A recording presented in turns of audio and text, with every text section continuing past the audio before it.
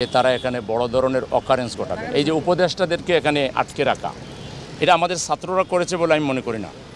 এটার পিছনে ওই পতিত স্বৈরাচারের গোষ্ঠীটা ছিল। আশিকে আহ্বান জানাবো যে আমাদের বাংলাদেশের মানুষের মধ্যে নানা ধরনের রাজনৈতিক দলাদলি আছে, বিভেদ আছে, কিন্তু একটা জিনিস কমন আমরা দেখেছি, যখনই দেশে কোনো দুর্যোগ হয়, বিপদ হয়, তখন আমরা সবাই কিন্তু এক। এটা আমরা সেই দিনও দেখেছি। শুধু জামাত না, অন্যান্য রাজনৈতিক দলের নেতা কর্মীরাও ছুটে এসেছেন, কাজ করেছেন।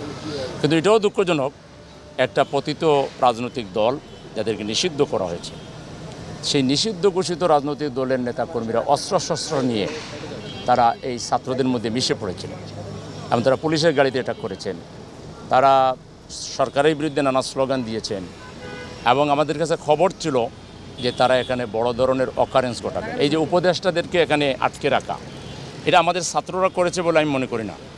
এটার পিছনে ওই পতিত স্বৈরাচারের গোষ্ঠীটা ছিল।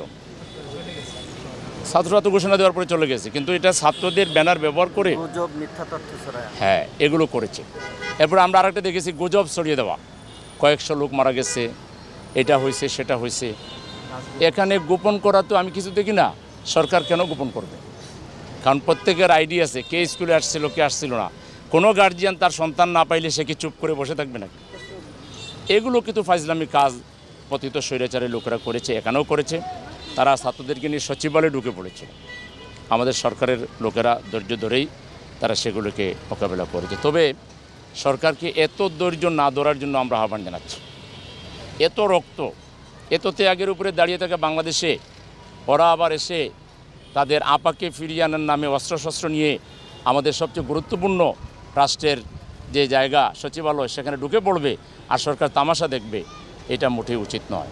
আমরা সরকারকে বলবো, সকল ছাত্রছাত্রীদের জন্য প্লে থেকে মাস্টার্স পর্যন্ত স্কুল, কলেজ, মাদ্রাসা, ইউনিভার্সিটি বলে দেন যে এখন থেকে সার্বক্ষণিক তাদের আইডি কার্ড সাথে রাখার জন্য। তাইলে কোনো ছাত্র যদি কোনো জায়গায় আন্দোলনও করে, পুলিশ দেখবে আইডি কার্ড থাকলে ওর গায়ে হাত দিবে না।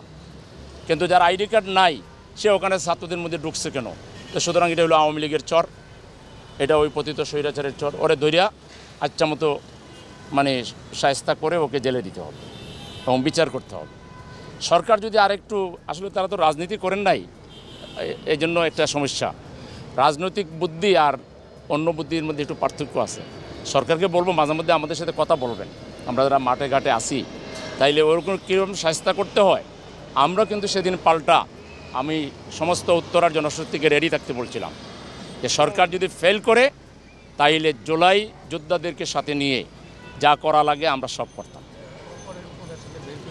এবং পরবর্তীতে উপদেষ্টাদেরকে বের করে দেওয়ার ক্ষেত্রে আমাদের এই লোকাল লোকেরা তারা সাহায্য করেছে, সহযোগিতা করেছে।